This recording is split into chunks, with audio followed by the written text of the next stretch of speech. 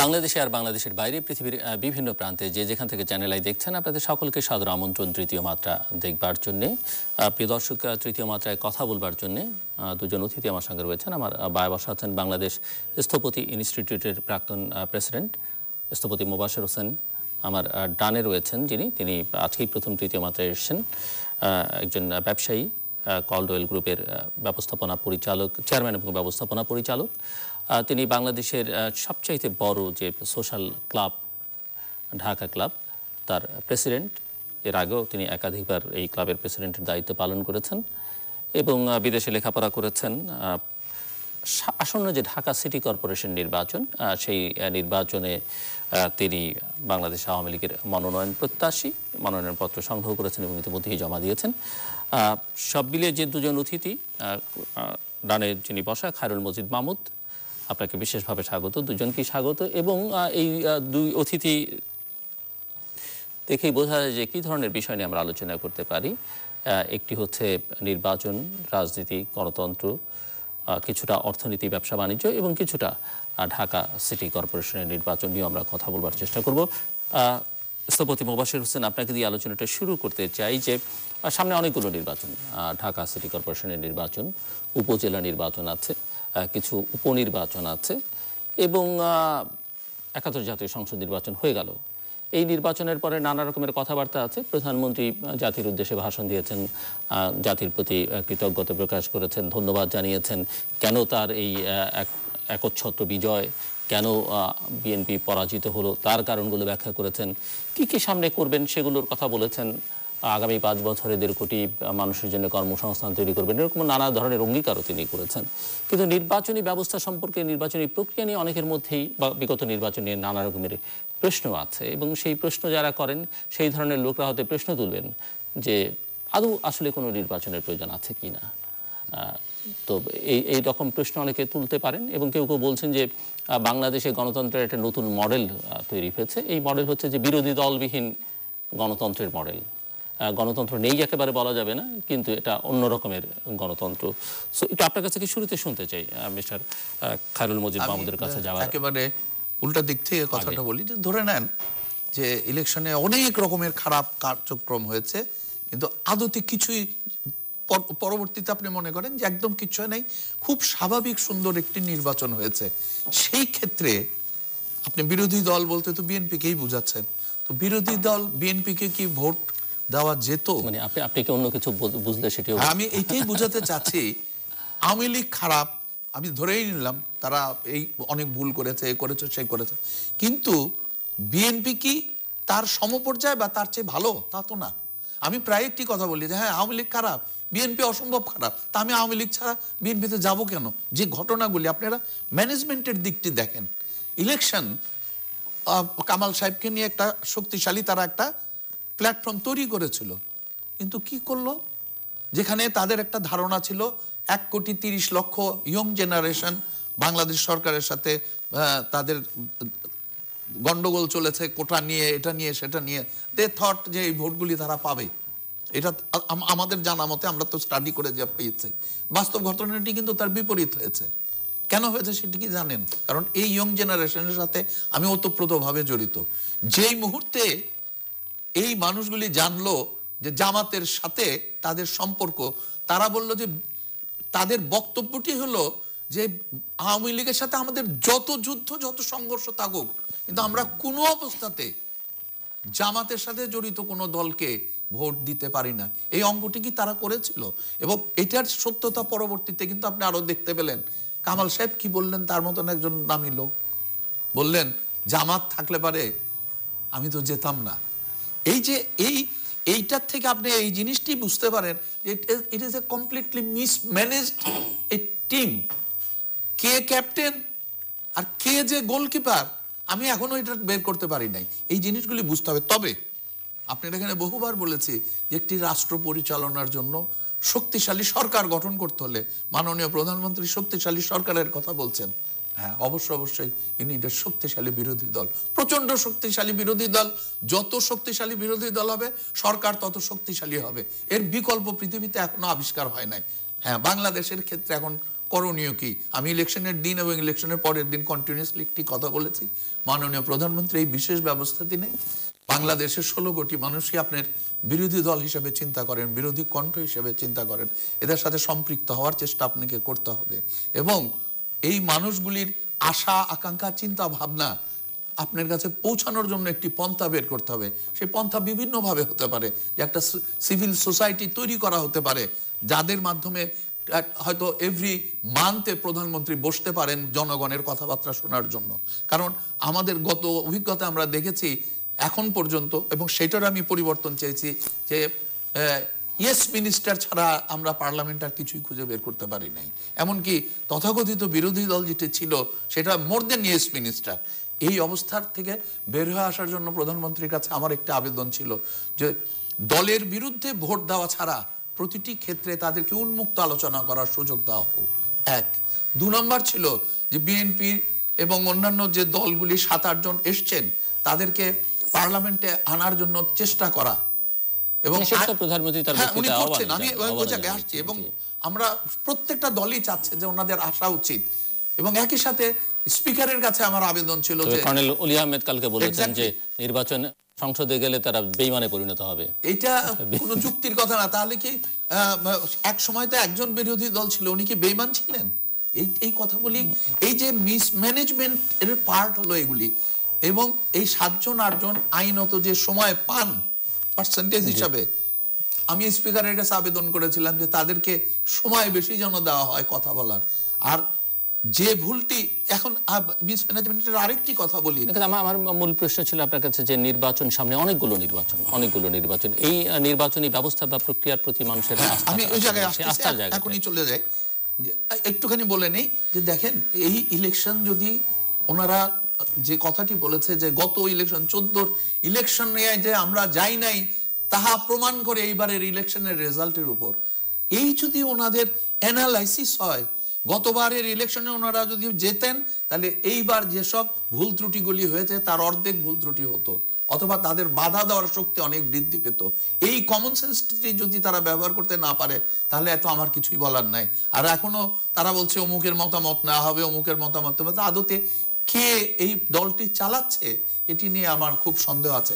তারপরে আমি মনে করি এখনো বাংলাদেশের একটা বিরাট অংশের মানুষ এই দলটিকে সাপোর্ট করে, তাদেরকে সঠিক জায়গায় আসতে হবে। আপনার এখানে বসেই বলে গেছিলাম তাদের দুটি কাজ করতে হবে, একটি হচ্ছে জাতির পিতা বঙ্গবন্ধুকে পূর্ণ স্বীকৃতি দিতে হবে, সবার উপরে তার স্থানটি দিতে হবে, কারণ তার মাধ্যমে এই বাংলাদেশের অস্তিত্ব, সেই বাংলাদেশের কাজে। আর জামাতকে পরিত্যাগ করতে হবে। এখন আসা যাক ইলেকশন কমিশন কি তার দায়িত্ব পালন করেছে। আমি প্রথম দিন থেকে একটি কথা বলে গেছি যে আওয়ামী লীগেরই এখন দায়িত্ব ইলেকশন কমিশনের ফেইলিওর যেগুলি বাজারে আলোচনা হচ্ছে, এবং আমি প্রতিনিয়ত নিজেই আলোচনা করছি যে বাংলাদেশে প্রধানমন্ত্রী, আবারও আপনার এখানে বলি, আমার রিপিট করা ছাড়ার উপায় নাই যেহেতু আপনি প্রশ্নটা করেছেন, মাননীয় প্রধানমন্ত্রী যে কেন্দ্রে ভোট দিতে গিয়েছেন সেখানে তার সাথে তার কন্যা ডিসেবলদেরকে নিয়ে কাজ করে, তিনিও গিয়েছেন। সেই কেন্দ্রে মানুষকে 4 তলায় সিঁড়ি দিয়ে উঠে ভোট দিতে হয়েছে।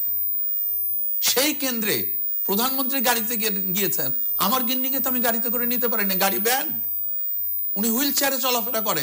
আর ধরে নিলাম আমি হুইল চেয়ারে করে আমার গিন্নিকে সেই ভোট কেন্দ্রে নিয়ে আসলাম যেখানে প্রধানমন্ত্রী ভোট দিয়েছেন, আমি 4 তলায় তাকে কিভাবে তুলতাম? আপনি শুনলে আশ্চর্য হবেন। আমাদের শ্রদ্ধেয় জামিলুর রেজা সাহেব আহত হয়ে ওয়াকার দিয়ে এখন মুভ করছেন উনি ভোট দিতে উপরে ওঠার জন্য। মানবাধিকার কেন্দ্র থেকে ইলেকশন কমিশনকে চিঠি দিয়ে জানানো হয়েছে, মৌখিকভাবে জানানো হয়েছে, ইলেকশন কমিশন তাকে বৃদ্ধাঙ্গুল দেখিয়েছে। এই ইলেকশন কমিশনের বিরুদ্ধে প্রয়োজনীয় ব্যবস্থা নেওয়া উচিত। আওয়ামী লীগের দায়িত্ব, যেহেতু Awami League highest number of vote পেয়েছে, আওয়ামী লীগ থেকেই পর্যালোচনা করা উচিত ইলেকশনের কোথায় কোথায় ব্যত্যয় ঘটেছে, কোন ব্যত্যয়গুলি ইলেকশন কমিশনের জন্য হয়েছে সেগুলির পর্যালোচনা করা। আমি পানিশমেন্টের জন্য না, শুধরাতে হবে। বাংলাদেশের উন্নয়নের সবচেয়ে বড় চাবিকাঠি এটি হচ্ছে সুষ্ঠু সুন্দর একটি ইলেকশন কমিশন, যে কাজটি ভারতবর্ষ করে ফেলেছে, আমরা কেন করতে পারবো না? আসছি আবার আপনার কাছে মিস্টার খায়রুল মাহমুদ, আপনি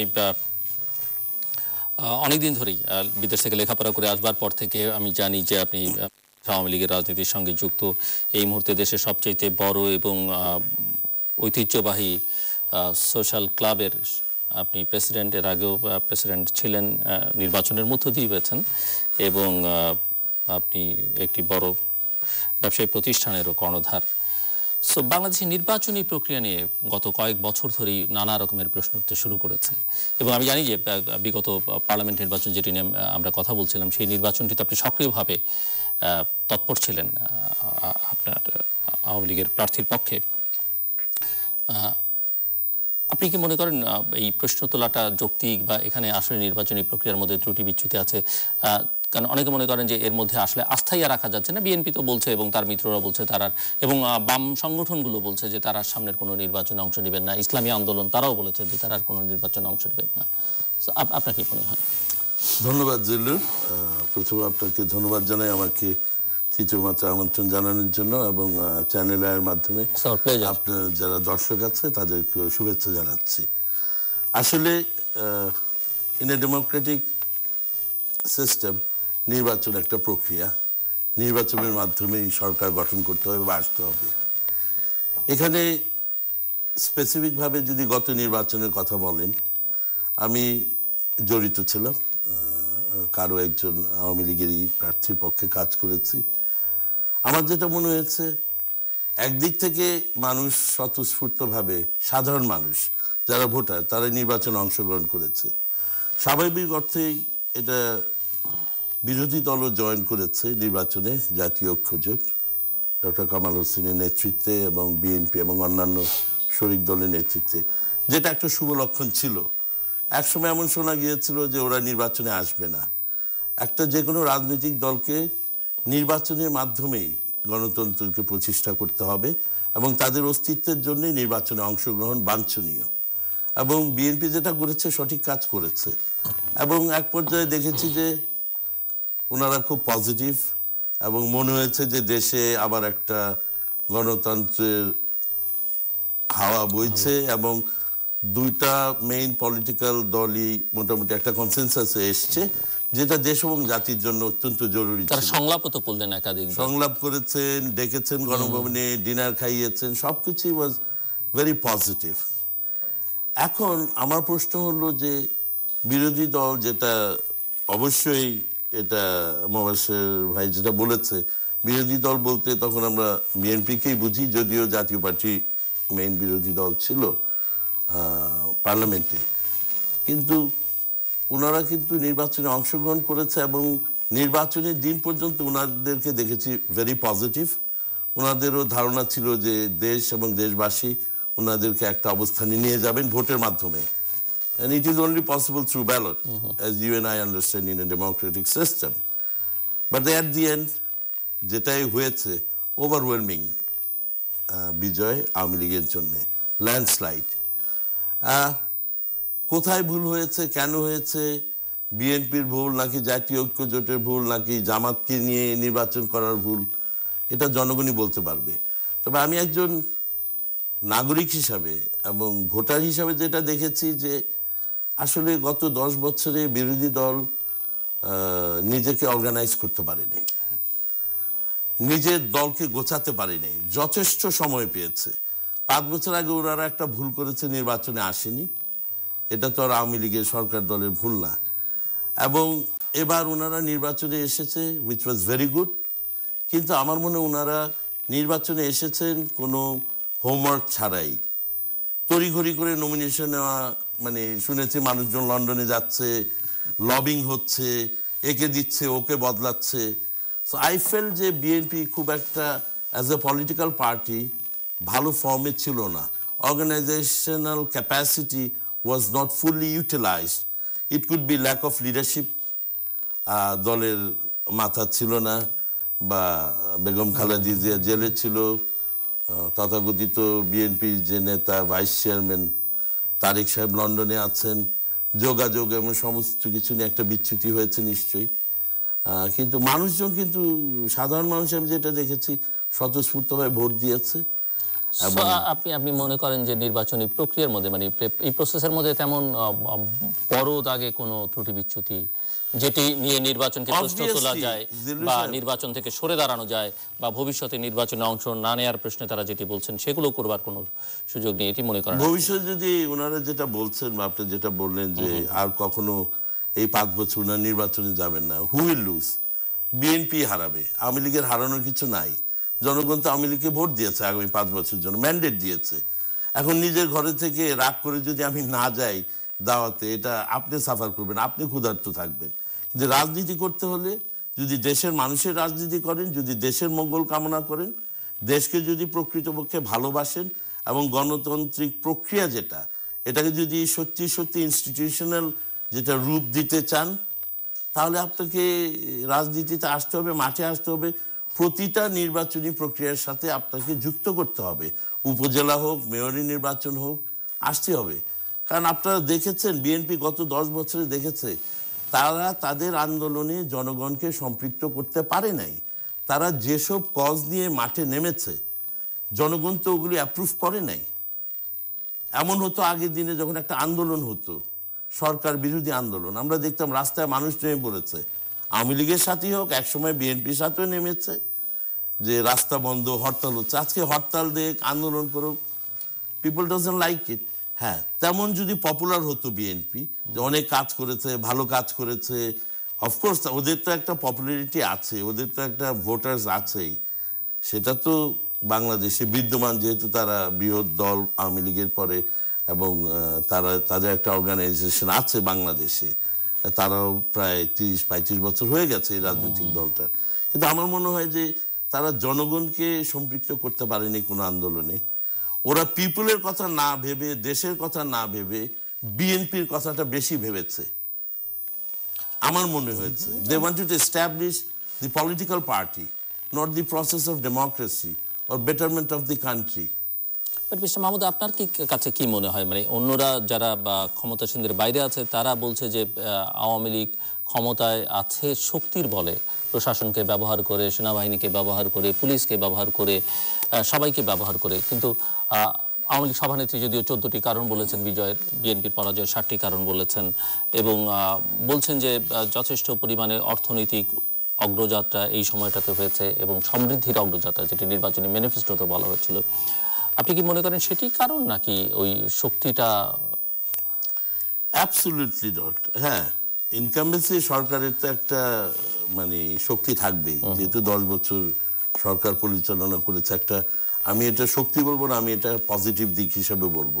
কারণ Awami League was a very successful government. Margin of error আছে সবকিছুতে, 5%, 10% ভুল তো হতেই পারে। মাননীয় প্রধানমন্ত্রী 10 বছরে যে শ্রম দিয়েছেন, যে কাজ করেছেন, আসলে রাজনৈতিক প্রক্রিয়ার সাথে উনি তো বিগত 40 বছর ধরে সরাসরি জড়িত। উনি বাংলাদেশের প্রতিটা রাজনীতিবিদকে চেনেন, উনি বাংলাদেশের প্রতিটা জেলার চষে বেরিয়েছেন, উনি শ্রম দিয়েছেন, উনি কষ্ট করেছেন, উনি জেল খেটেছেন, এবং উনি সিনসিয়ারভাবে এই বাংলাদেশটাকে প্রতিষ্ঠা করতে চায়। কারণ জাতির জনক বঙ্গবন্ধুর যেটা স্বপ্ন ছিল, একটা সোনার বাংলা গড়ে তুলবে, আমার মনে হয় উনি সে পথে এগিয়ে যাচ্ছেন। She doesn't care anything else. এবং she enjoys a very good reputation amongst the voters and people. জননেত্রী শেখ হাসিনাকে কেউ করাপ্ট বলে না, তাকে কেউ চোর বলে না, তার ফ্যামিলিকে কেউ চোর বলে না, তার আত্মীয় স্বজনকে কাউকে উনি কাছে জায়গা দিচ্ছেন না। আপনাকে বুঝতে হবে, এই মন্ত্রিসভা বলেন, তার আত্মীয় অন্ততপক্ষে 10-12 জন, 14 না 17 জন, 17 জন, and they're very capable, they're very capable of becoming a minister or যে কোনো গুরুত্বপূর্ণ পদে ওরা থাকতে পারে। কিন্তু মাননীয় প্রধানমন্ত্রী কিন্তু ওনাদেরকে কাছে টানছেন না। এবং এবারের মন্ত্রিসভা দেখে I really appreciate the way she has handled. এবং আমার মনে হয় মানুষজন নির্বাচনে কি হয়েছে না হয়েছে ওটা ভুলে গেছে, সাধারণ মানুষ। কারণ উনি এমন সুন্দর করে নিউট্রালিস্টিক ভিউ নিয়ে মন্ত্রিসভা সাজিয়েছেন, প্রবীণ এবং নবীনদের নিয়ে। It will be good for the country. উনি নবীনদের গ্রুম করছেন, পার্টি লিডারশিপেও, গভর্নমেন্টেও। এবং I think owner continuity of good governance, ওটা হেল্প করেছে। এবং উন্নয়নের যে ধারা 10 বছরে, একটা জিনিস আপনাকে বুঝতে হবে, 1 লক্ষ, মোবাশ্বের ভাই বলে গেলেন যে 1,30,000 নিউ ভোটার্স, 1 কোটি 2 কোটি 2 কোটি নতুন, 2 কোটি, সরি 2 কোটি। এই 2 কোটি voter matters in the election equation. 10 বছর ধরে যার বয়স ছিল 12 বছর, তার বয়স হয়েছে 22 বছর, ভোটার হয়েছে। 10 বছর ধরে, এটা প্রধানমন্ত্রী গতকাল ওনার বক্তৃতায় বলেছেন, বৃহস্পতিবার যে ওরা এটা দেখছে, পজিটিভ জিনিস দেখছে। আমিও বলবো, ওনারটা শুনে বলছি না, I believe in the process, যে এই ইয়াং ফোর্স দেখছে যে লাস্ট 10 ইয়ার্সে বঙ্গবন্ধু স্যাটেলাইট যাচ্ছে, পায়রা বন্দর হচ্ছে, নিউক্লিয়ার প্রজেক্ট হচ্ছে রূপপুর, ঢাকা এমআরটি হচ্ছে। দে গো অ্যাব্রড, ব্যাংককে যায়, এখানে যায়, সেখানে যায়, digital world, they can see the whole world. সারাটা পৃথিবীতে ওদের সামনে, একটা মোবাইল টেলিফোন ওদের সামনের পৃথিবী। এরা কম্পেয়ার করতে পারছে যে অন্যান্য উন্নতিশীল দেশ কোথায় যাচ্ছে এবং বাংলাদেশ কোথায় বসে আছে এবং মাননীয় প্রধানমন্ত্রী এই দেশটাকে কোথায় নিয়ে যেতে চাচ্ছেন। ওরা কিন্তু রাইট অ্যাওয়ে একটা কম্প্যারিজন করতে পারছে, যার জন্য আমার মনে হয় যে ইয়াং ভোটার্সরা এবার আউটসে 90% শিফটেড টুয়ার্ডস আওয়ামী লীগ। এটা একটা হিউজ ভোট ব্যাংক। এবং আমি দেখেছি ওমেন, যারা মহিলা ভোটার, আগে শুনতাম বিএনপির প্রতি মহিলা ভোটারদের একটা দুর্বলতা ছিল, কিন্তু এবার আমি দেখেছি মহিলা ভোটাররা এই যে বিধবা ভাতা পাচ্ছে, বয়স্ক ভাতা পাচ্ছে, তারা লাইফ সিকিউরিটি, তাদের প্রজন্মের জন্য একটা সিকিউরিটি দেখতে পাচ্ছে, ফ্রি বই পাচ্ছে। এরা রিয়েলিস্টিকলি দেখছে, দৃশ্যমান, যে 10 বছরে কি হয়েছে, এটা তাদের লাইফকে কিভাবে এফেক্ট করেছে, এটা দৃশ্যমান। সো দে বিলিভ দ্যাট এই সরকার আগামী 5 বছরের জন্য ওনাদের জন্য কাজ করবে এবং এই সরকারকে ভোট দেয় সঠিক কাজ হবে, এটারই রিফ্লেকশন। কিছুটা তো মার্জিন অফ এরর থাকবে। 64 জেলায় নির্বাচন হয়েছে, সব কিছু তার ঠিক হয়নি। আমাদের ক্যাপাসিটি বিল্ডিং এর একটা ব্যাপার আছে, নির্বাচন কমিশন নিয়ে কথা আছে। তো আমার মনে হচ্ছে more or less it was a good election, fair election, এবং জনগণ কিন্তু আওয়ামী লীগকে ভোট দিয়েছে। যদি এত ডিফারেন্স নাও হতো, যেহেতু আমি একদম সরাসরি ভাবে একটা নির্বাচনে জড়িত ছিলাম, অনেকে বলে যে ভোট কাটা হয়েছে, এটা হয়েছে, সেটা হয়েছে। কতখানি কাটতে পারবে, কতদূর কাটতে পারবে? বিএনপির একজন যে 16,000 ভোট পেয়েছে, উনাকে যদি আরো 40,000 ভোট দেন, উনাকে যদি আরো 40,000 ভোট দেন, 96,000, তবুও উনার নিকটতম মানে যে জিতেছে উনি হয়তো পেয়েছে 2,10,000, তবুও কিন্তু উনি পাশ করেন না। ইন এনি ম্যানার কিছু না থাকলেও, আপনি যেটা বললেন যে আর্ম ফোর্সেস বা প্রশাসনকে ব্যবহার করে হয়েছে না, অভিযোগ করছেন ওনারা। প্রশাসনের তো একটা সরকারের প্রতি আমার মনে হয় যে আনুগত্য বলবো না, শ্রদ্ধা ছিল। এবার প্রশাসনও বিশ্বাস করেছে যে আওয়ামী লীগকে দরকার আগামী 5 বছর। আর্ম ফোর্সেসও বিশ্বাস করেছে আওয়ামী লীগকে দরকার ফর গুড গভর্নেন্স। একটা সবজি বিক্রেতাও বিশ্বাস করেছে আওয়ামী লীগকে দরকার, একটা নারীও বিশ্বাস করেছে আওয়ামী লীগকে দরকার, একটা বাচ্চাও বিশ্বাস করেছে নিউ ভোটার্স আওয়ামী লীগকে দরকার। ওটার প্রতিফলনই এই overwhelming landslide victory of Awami League আমার মনে হয়েছে। জি, মিস্টার হোসেন, মিস্টার খালিদ মজিদ মাহমুদ নানা উদাহরণ দিলেন এবং নানা উন্নয়ন প্রকল্পের তিনি বর্ণনা তুলে ধরবার চেষ্টা করলেন। এখন প্রশ্ন হচ্ছে যে এই যে গভর্নেন্সের কথা উনি বলেছেন, এই উন্নয়ন প্রকল্প, মেগা প্রকল্প মানে মেগা দুর্নীতি, নানা রকমের দুর্নীতি। যদিও প্রধানমন্ত্রী এবার তার মন্ত্রিসভা যেটি উনি উল্লেখ করলেন, একেবারে নতুন মুখ নিয়ে এসছেন এবং মোটামুটি এখন পর্যন্ত ক্লিন ইমেজ, যদিও আমরা জানি 2009-এ উনি মন্ত্রিসভা করেছিলেন একেবারে ক্লিন ইমেজের লোকজন নিয়ে। অনেক ক্লিনার শেষ পর্যন্ত ক্লিন থাকতে পারেননি, পরে তাদেরকে বাদও দিতে হয়েছে, জায়গাও করতে পারেননি তারা।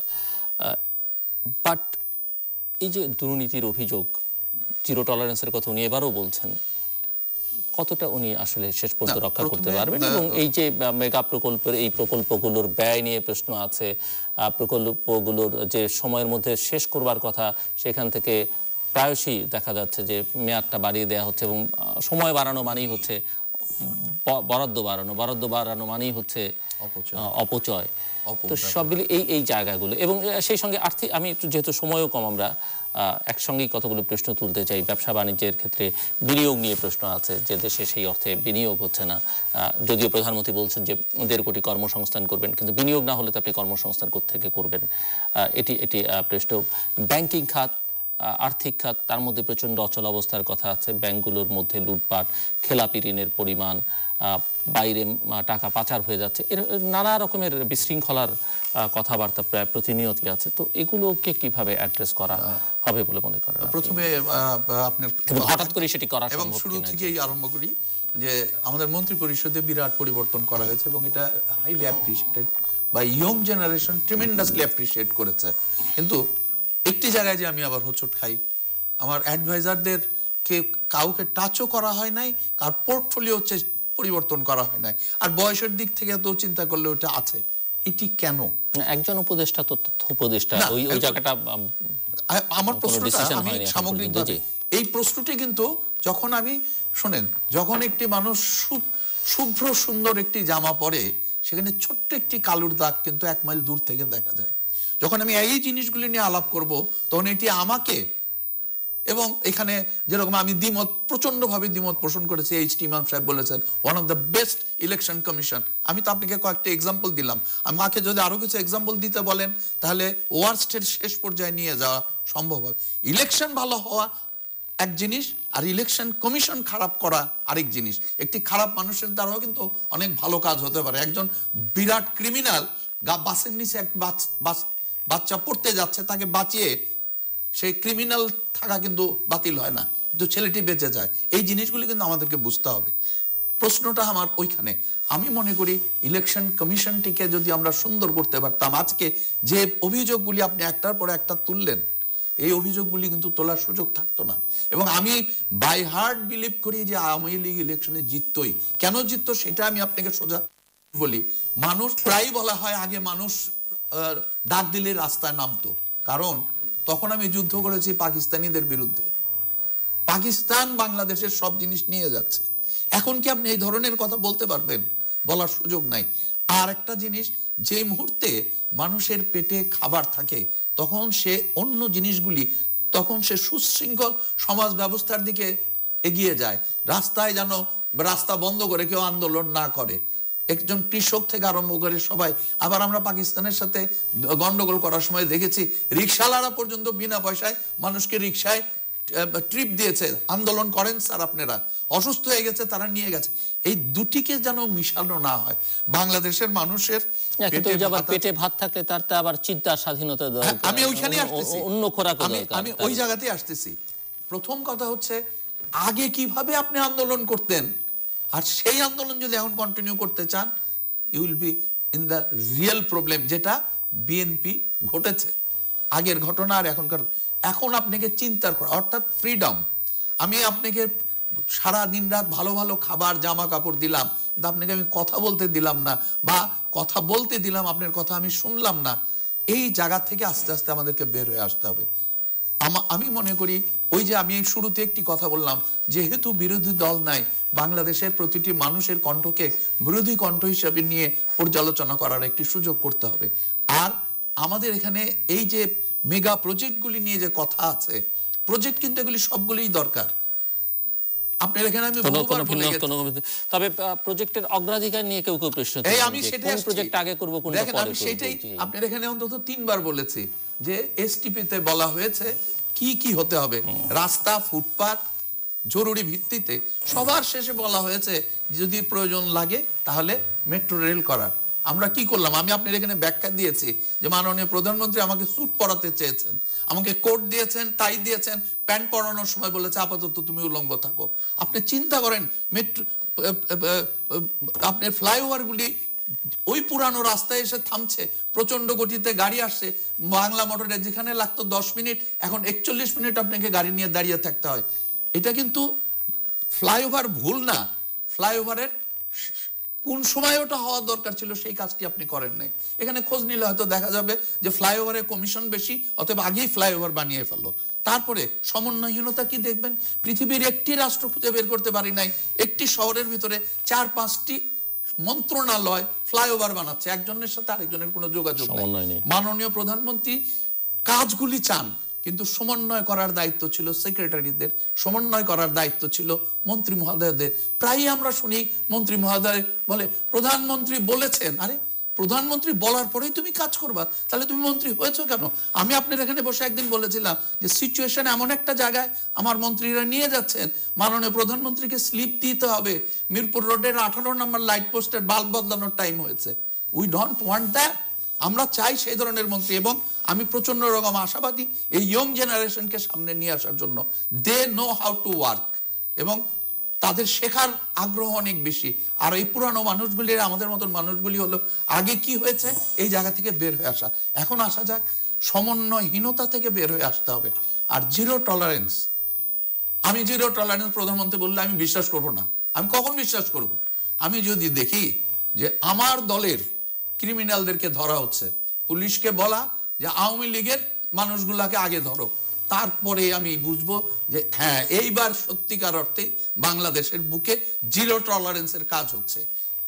এখন আসা যাক, এই জিরো টলারেন্সের আবার আরেকটি লাইন আছে।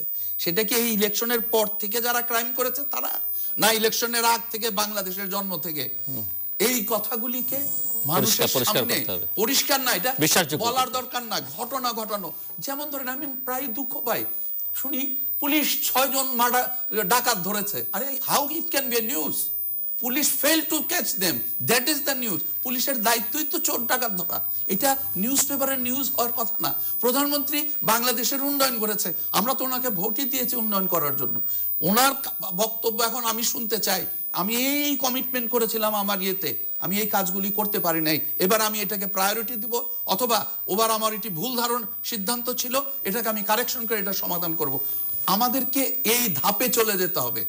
কাজ করা যে দায়িত্ব আমার, সেইটার জন্য রিওয়ার্ড, সেইটা করার জন্য আপনি রিওয়ার্ড কেমন করে দেন? আমি এটা কিছুতেই বুঝে উঠতে পারি না। এই জায়গাগুলিতে আমার ছোট্ট ছোট্ট পরিবর্তনের মধ্যে সবচেয়ে বড় কাজটা আমি মনে করি মাননীয় প্রধানমন্ত্রী সম্পূর্ণ সাকসেসফুল হতে পারবে।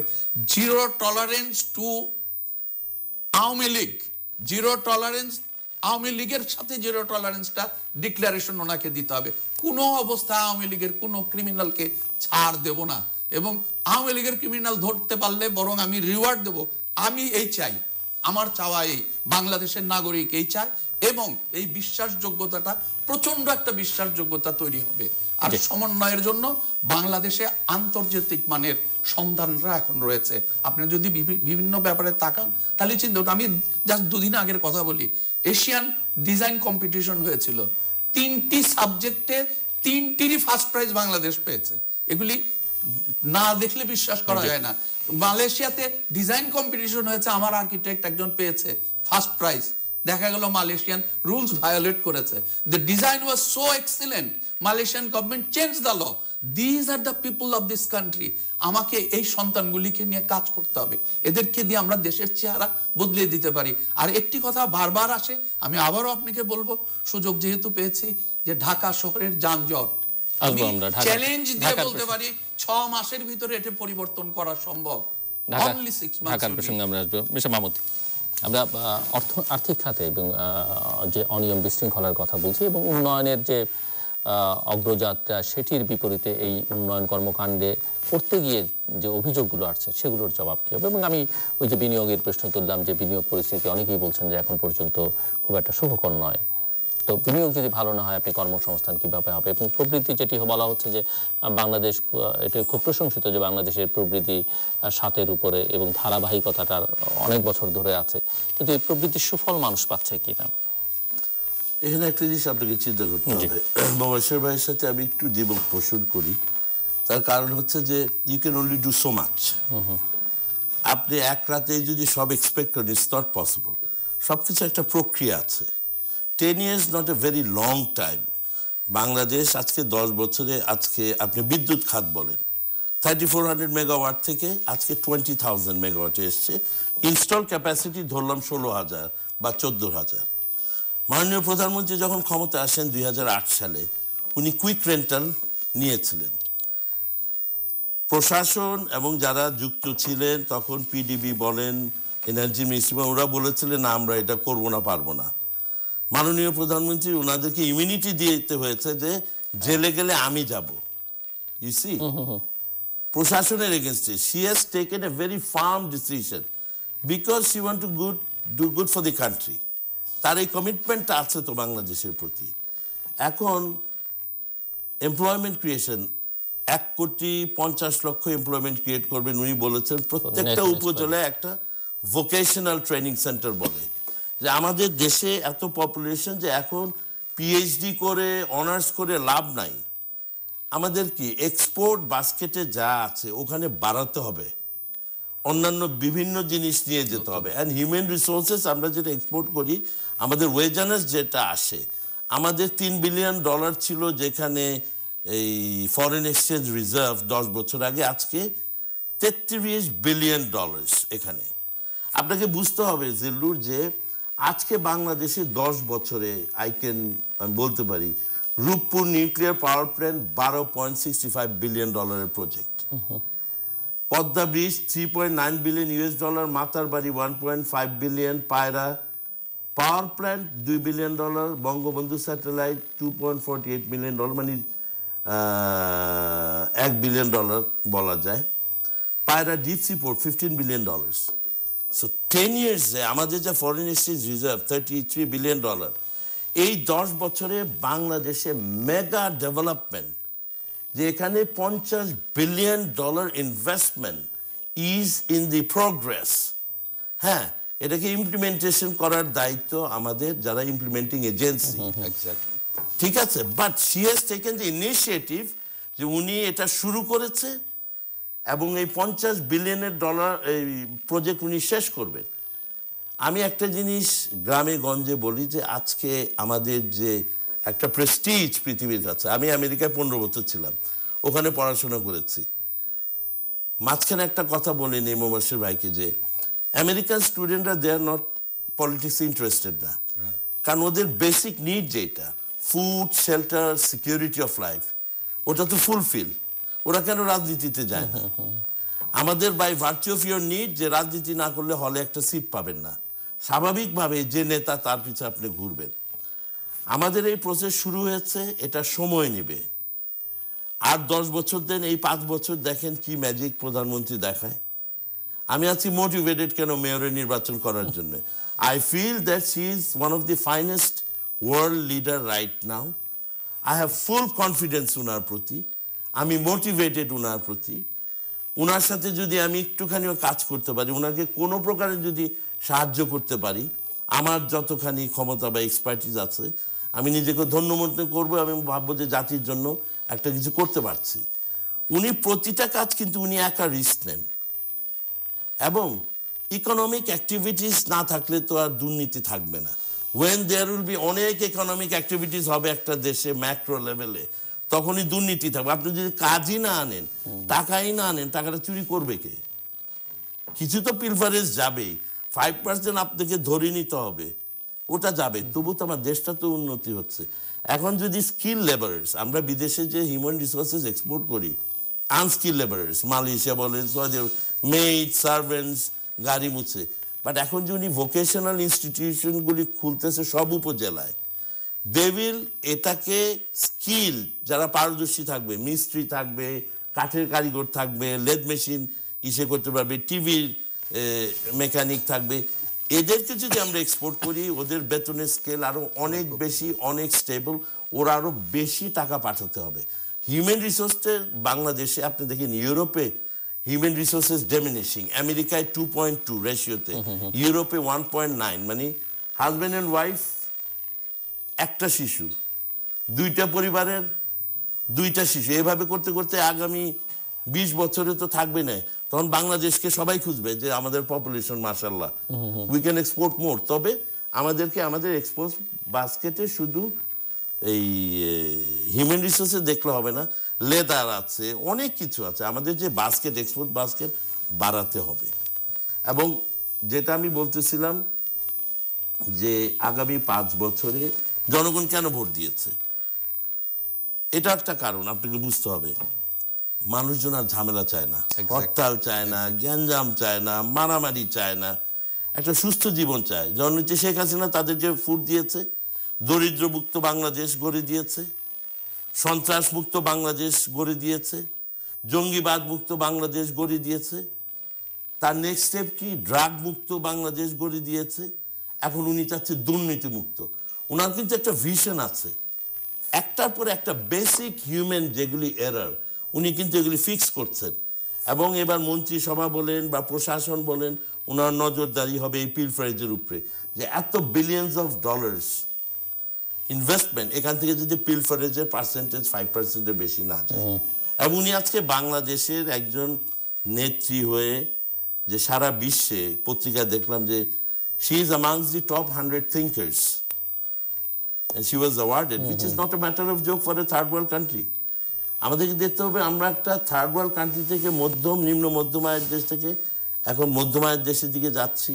2020, 2021, 2040 ভিশন 2021 এবং ডেল্টা প্ল্যান যেটা 100 ইয়ার্সে বাংলাদেশ কোথায় যাবে, at least we're in the planning process.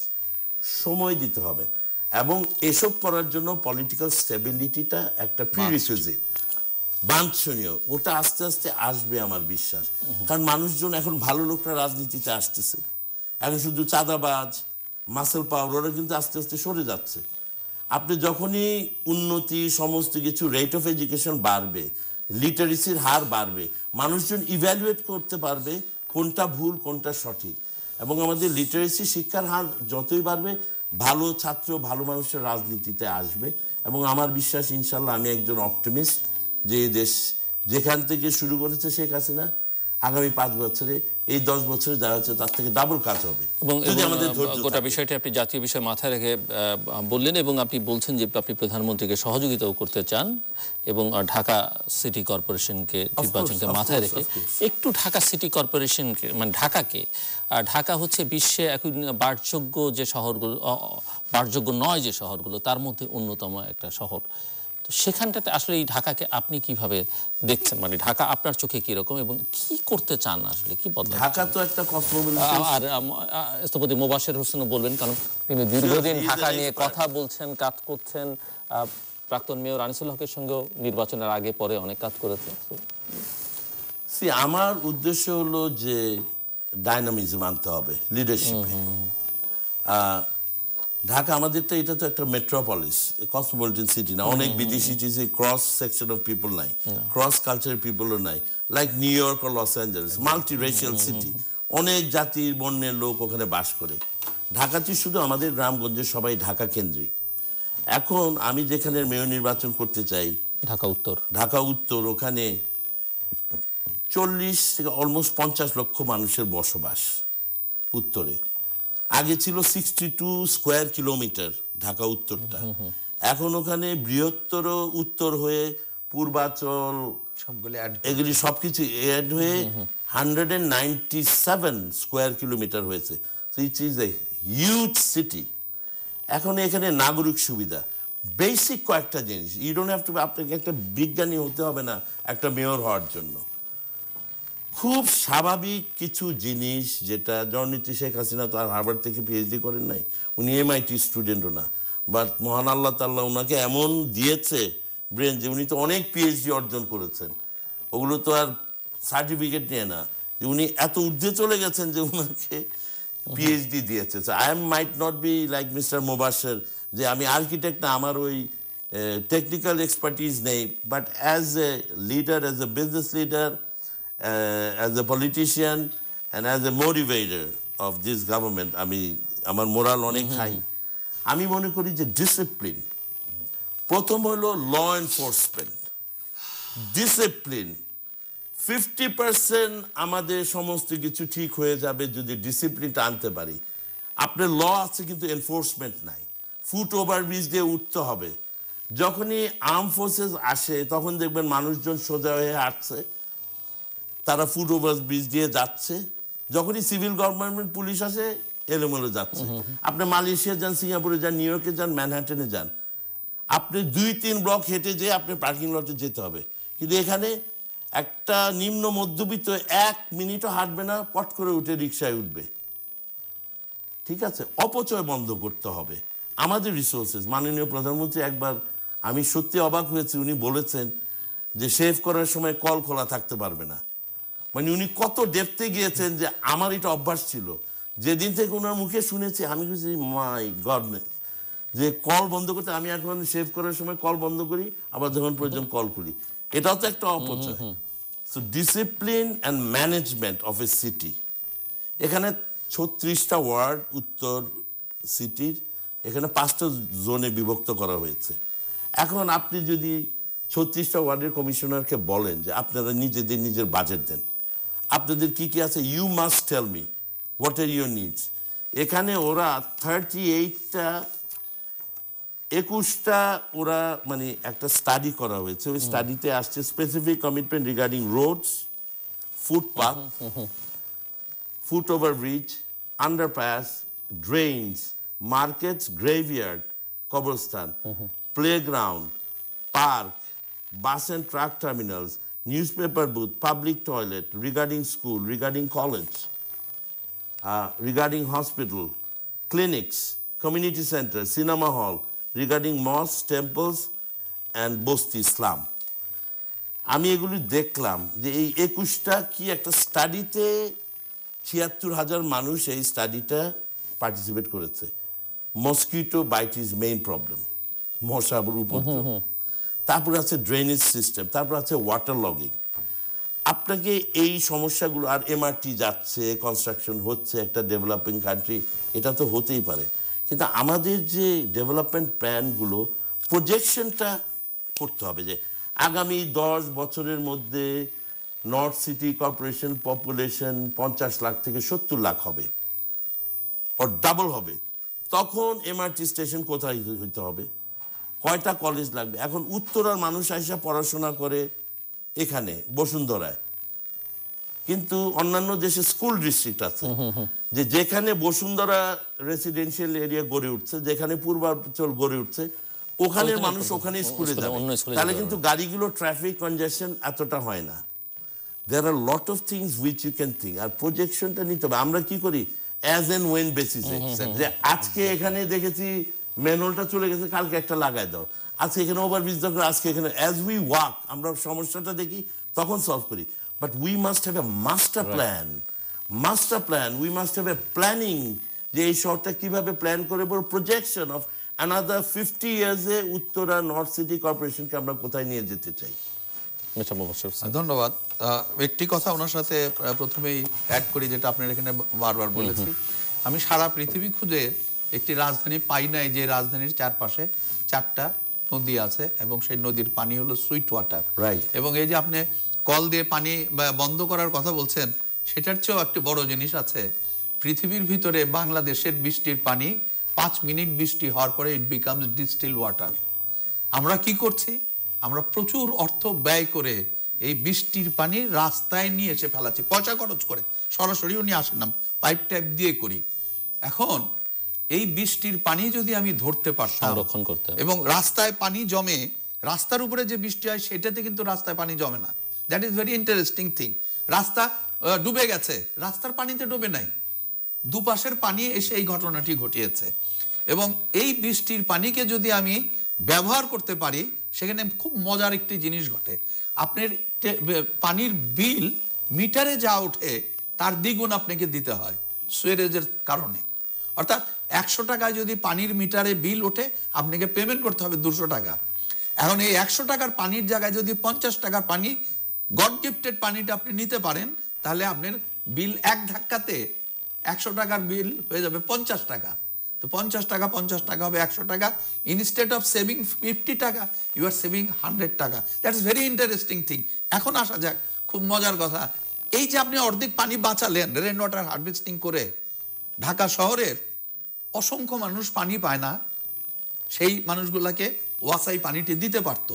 ওয়াসা কিন্তু সেই কাজ করছে না, ওয়াসা আরো ইন্টারেস্টিং কাজ করছে। ওয়াটার ট্রিটমেন্ট প্ল্যান্ট থেকে আমি আপনাকে বলি, ওয়াসা এখন ব্যস্ত।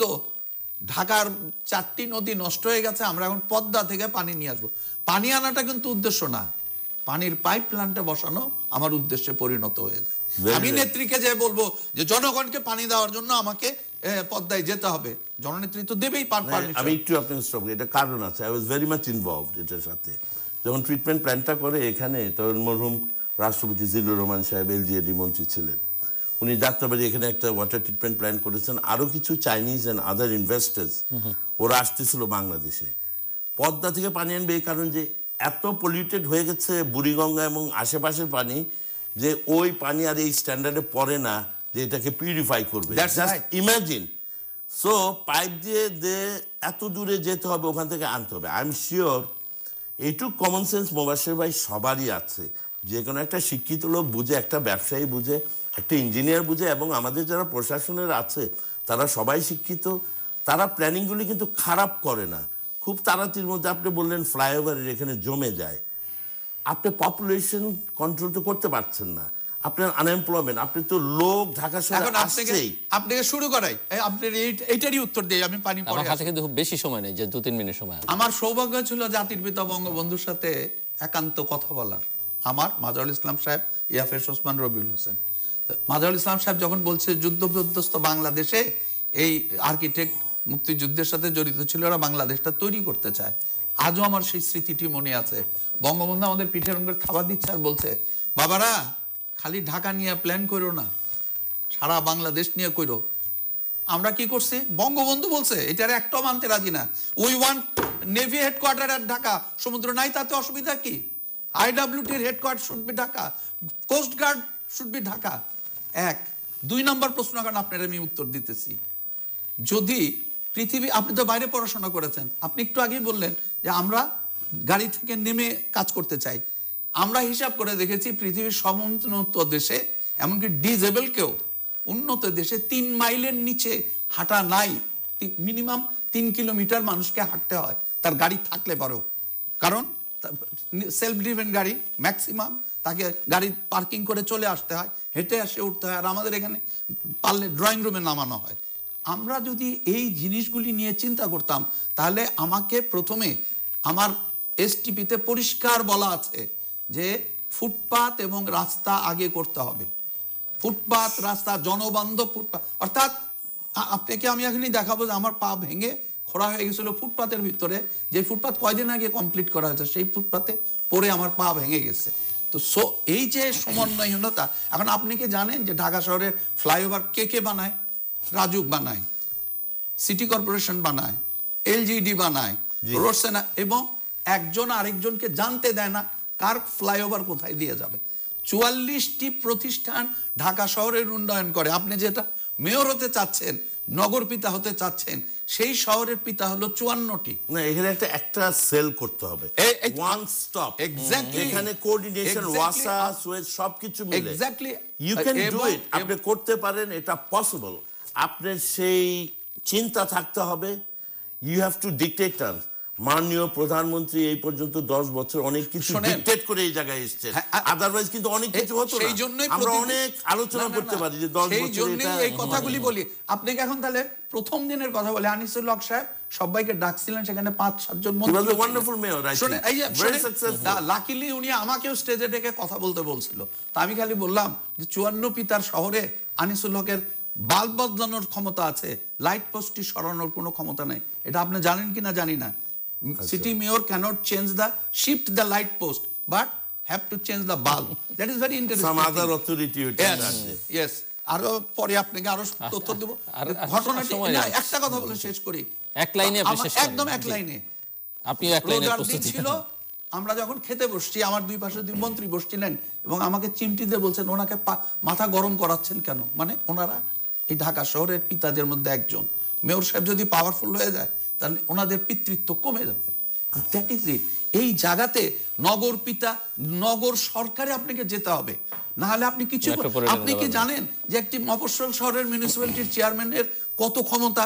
সেই ক্ষমতার কোনো কিছুই নাই। আমি এটার নাম দিয়েছি, মিউনিসিপ্যালিটির চেয়ারম্যানকে কিকড আপ করা হয়েছে, মেয়র বানানো হয়েছে, যাতে তার হাতে কোনো ক্ষমতা না থাকে। এই জায়গাগুলিতে আমাদের যেতে হবে। 1-2 লাইনে যদি কোনো মন্তব্য। না, আমার মনে হয় যে সবকিছুতে আমাদের একটা মাস্টার প্ল্যান থাকা উচিত। এক্স্যাক্টলি।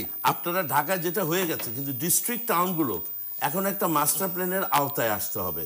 উপজেলা শহরগুলো একটা মাস্টার প্ল্যান, এখনো ওগুলি ভার্জিন, সমন্বিত পরিকল্পনা করতে হবে, মাস্টার প্ল্যান করতে হবে, করে এগোতে হবে।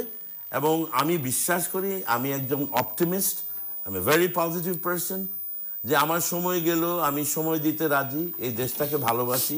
15 বছর আমেরিকায় ছিলাম, আমি উত্তরার বাসিন্দা।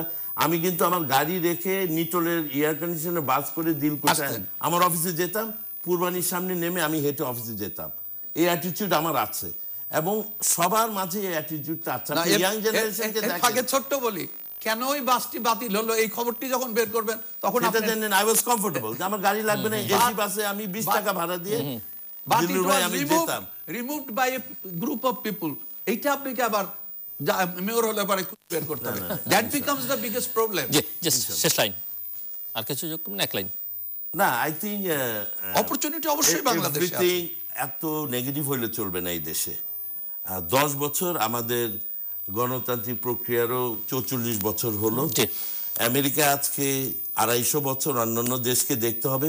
বাট আমরা এই 40 বছরের মধ্যে এই 10 বছরে অনেকটা এগিয়ে এসেছি। আমাদেরকে পজিটিভ থাকতে হবে, আমাদের লিডারশিপের উপরে কনফিডেন্স থাকতে হবে। কিছুটা সমস্যা থাকবে, কিছুটা পিলফারেজ হবে, কিন্তু এই দেশকে এগিয়ে নিতে হলে আমাদের এই সরকারের উপর পূর্ণ আস্থা থাকতে হবে। আমার বিশ্বাস জননেত্রী শেখ হাসিনার আমলে এটা হবে। দর্শক, আমরা অনুষ্ঠানের শেষ প্রান্তে তৃতীয়মাত্রা সম্পর্কে আপনারা লিখতে পারেন ডাকে, ইমেল, SMS এর মাধ্যমে, ইন্টারনেট, আমাদের অফিসিয়াল ওয়েবসাইট অথবা সোশ্যাল মিডিয়াতে যেসব পেজ রয়েছে সেসব পেজে আপনাদের মতামত রাখতে পারেন। আর আপনাদের মতামত আমাদের অনুষ্ঠান তৃতীয় মাত্রায় আপনি দেখতে পাবেন প্রতি বৃহস্পতিবার এবং শুক্রবার বাংলাদেশ আমার রাত 2টায়, সোমবার সকাল 11:30 এবং শুক্রবার দুপুর 1:30টায় দেখবার আমন্ত্রণ রইল। তৃতীয় মাত্রার এই পর্বটি আপনি সামাজিক যোগাযোগ মাধ্যম ফেসবুকও সরাসরি দেখতে পারেন। ফেসবুক এখন তৃতীয় মাত্রা লাইভ স্ট্রিমিং হচ্ছে। আর এই পর্ব সহ পুরনো পর্বগুলো দেখবার জন্য, তৃতীয় মাত্রার সঙ্গে যুক্ত থাকবার জন্য, অনুষ্ঠান সম্পর্কে জানবার জন্য যে কোনো সময় ভিজিট করতে পারেন তৃতীয়মাত্রা.com এবং ফেসবুক, গুগল প্লাস, টুইটার আর ইউটিউবে তৃতীয় মাত্রা যে পেজগুলো রয়েছে সেসব পেজগুলোতে iOS ডিভাইস থাকলে আপনি অ্যাপ স্টোর থেকে তৃতীয় মাত্রা অ্যাপটিও ডাউনলোড করে নিতে পারেন তৃতীয় মাত্রা দেখবার জন্য এবং অনুষ্ঠান সম্পর্কিত তথ্যাদি জানবার জন্য। মিস্টার খালিল মজিদ মাহমুদ এবং মিস্টার মোফাজ্জল হোসেন, অসংখ্য ধন্যবাদ আপনাদের আলোচনা অংশ নেবার জন্য। দর্শক, কথা বলছিলেন দুজনেই কম বেশি রাজনীতির সঙ্গে যুক্ত। আলোচনায় এটি প্রকাশিত হয়েছে। একজন স্থপতি, অন্যজন ব্যবসায়ী নেতা এবং বাংলাদেশের একটি সামাজিক ক্লাবেরও তিনি নেতৃত্ব দিচ্ছেন। সবচেয়ে বড় ক্লাবটির নেতৃত্ব তিনি দিচ্ছেন। আমরা নির্বাচন নিয়ে, আসন্ন নির্বাচনগুলোকে সামনে রেখে বিগত জাতীয় সংসদ নির্বাচন নিয়ে আলোচনা করেছি। নির্বাচনে ত্রুটি বিচ্যুতি হয়নি এ কথা ওনারা বলছেন না, কিন্তু নির্বাচনের ফলাফলটা ওনাদের দুজনের মতে এরকমই হতো, হয়তো সামান্য কিছু এদিক সেদিক হতো। এর কারণ হিসেবে ওনারা প্রধানত বিরোধী পক্ষের যে দুর্বলতা সেটিকে চিহ্নিত করবার চেষ্টা করেছেন, যে তারা যথেষ্ট পরিমাণে সংগঠিত ছিল না, তাদের যথেষ্ট পরিমাণে হোমওয়ার্ক ছিল না, তাদের স্বাধীনতা বিরোধী শক্তির সঙ্গে সম্পর্ক সেটিকে তরুণরা ভালোভাবে নেয়নি, এরকম নানা কিছু চিহ্নিত করবার তারা চেষ্টা করেছেন। অন্যদিকে তারা বলছেন যে প্রধানমন্ত্রী টানা 10 বছরে যে অর্থনৈতিক উন্নয়ন করেছেন, মানুষকে যে অর্থনৈতিকভাবে স্বস্তি দিয়েছেন, সে কারণে মানুষ তাকে ভোট দিয়েছে এবং প্রশাসন, সেনাবাহিনী, অন্যান্য বাহিনী কিংবা পুলিশ বাহিনী তারা যে তাকে সহযোগিতা করেছে সেটি বলে সে বিষয়ে ওনারা বলছেন যে ওনারাও মনে করেছেন যে তাদের জন্যে, তাদের ওই প্রতিষ্ঠানগুলোর স্বার্থে, তাদের ব্যক্তিগত স্বার্থে এবং জাতির স্বার্থে প্রধানমন্ত্রী হিসেবে শেখ হাসিনার থাকা দরকার। এটি হচ্ছে ওনাদের মূল্যায়ন। উন্নয়ন বনাম গণতন্ত্রের যে বিতর্ক গত কয়েক বছর ধরে এখানে আছে, সেই জায়গাটাতে ওনারা মনে করেন যে উন্নয়নটা খুবই জরুরি এবং আর্থিক খাতটা একটা স্টেবল অবস্থায় রাখা সেটিও খুব জরুরি। গণতন্ত্র নিশ্চয়ই দরকার, কিন্তু কোনো অবস্থাতেই ওই জায়গাটিতে কোনো রকমের কম্প্রোমাইজ করে না। এবং সেখানে যে বিশৃঙ্খলাগুলো আছে সেগুলো কিছু কিছু হয়তো থাকবেই, কারণ মেগা উন্নয়ন হলে সেখানে প্রচুর অর্থের লেনদেন হবে, সেখান থেকে কিছু এদিক সেদিক হবে, সেটা ওনারা বলছেন না, কিন্তু এগুলোকে অবশ্যই একটা শৃঙ্খলার মধ্যে নিয়ে আসতে হবে। সে কারণেই সুশাসনের প্রতি জোর দেওয়ার কথা বলেছেন। এবং আমার এক অতিথি বলেছেন যে এই যে মাদকের বিরুদ্ধে, দুর্নীতির বিরুদ্ধে যে জিরো টলারেন্সের কথা প্রধানমন্ত্রী এই দফায় তার তৃতীয় মেয়াদের এবং তার চতুর্থ মেয়াদে তিনি বলছেন, সেই জায়গায় এই জিরো টলারেন্সটা দেখাতে বলছেন। আওয়ামী লীগের সঙ্গে সংশ্লিষ্ট যারা এইসব অপকর্মে যুক্ত হবে তাদের প্রতি জিরো টলারেন্সটা যেন প্রথমে দেখানো হয়। এবং ঢাকা সিটি কর্পোরেশন নির্বাচন সামনে, বহুদিন পরে একজন মেয়র ঢাকাকে কেন্দ্র করে স্বপ্ন দেখাতে শুরু করেছিলেন ঢাকাবাসীকে। তিনি প্রয়াত হয়েছেন, পূর্ণ মেয়াদ শেষ করতে পারেননি, একেবারে অল্প কিছুদিন পরেই তাকে আসলে প্রয়াণ বরণ করতে হয়। কাজে আবার সামনে নির্বাচন, কাজে তিনি যে জায়গাটাতে মানুষের স্বপ্নটাকে নিয়ে গেছিলেন, ঢাকার নতুন মেয়র হিসেবে মানুষ সেরকম একজনকে দেখতে চায়। কে হবেন এই নগরপিতা এখনো পর্যন্ত সিদ্ধান্ত না। বিরোধীরা বলছেন তারা নির্বাচনে যাচ্ছেন না। আওয়ামী লীগ যদিও একজনকে মেয়র হিসেবে এর আগেই ঘোষণা দিয়েছিল, কিন্তু আবার নতুন করে যেহেতু তারা মনোনয়নপত্র আহ্বান করেছে, মনোনয়নপত্র সবাই জমা দিয়েছেন, অন্তত 7 জনের কথা তো আমরা জানি সংবাদ মাধ্যমের সূত্রে। তাদের একজন এখানে আজকে কথা বলছিলেন, তিনি যেটি বলছিলেন, এবং আরেকজন তো নগর নিয়ে সবসময় কথা বলেন যে ডিসিপ্লিনটার উপরে খুব বেশি জোর দিতে হবে। নগরকে ঠিক করতে হলে প্রথমে ডিসিপ্লিন, ল এনফোর্সমেন্টের প্রতি জোরটা দিতে হবে এবং মাস্টার প্ল্যান করতে হবে। এবং এই মাস্টার প্ল্যান শুধু ঢাকাকে কেন্দ্র করে করতে হবে, ঢাকার না, সব বিষয়কে নিয়ে যেমন করতে হবে, প্রতিটি জেলা, প্রতিটি উপজেলা এবং গোটা বাংলাদেশকে ঘিরে আসলে দীর্ঘমেয়াদে একটা পরিকল্পনা করতে হবে। এবং সেটি এই প্রধানমন্ত্রীর চিন্তা, পরিকল্পনা, ভীষণ তার সঙ্গেও যায়, কারণ তিনি 2041 সাল পর্যন্ত বাংলাদেশকে ঘিরে যে পরিকল্পনা করেছেন, কাজে ঢাকার পরিকল্পনাটা সেরকমই করতে হবে। দর্শক, আমাদের সঙ্গে থাকবার জন্য অসংখ্য ধন্যবাদ। আপনাদের সবার জন্য শুভকামনা।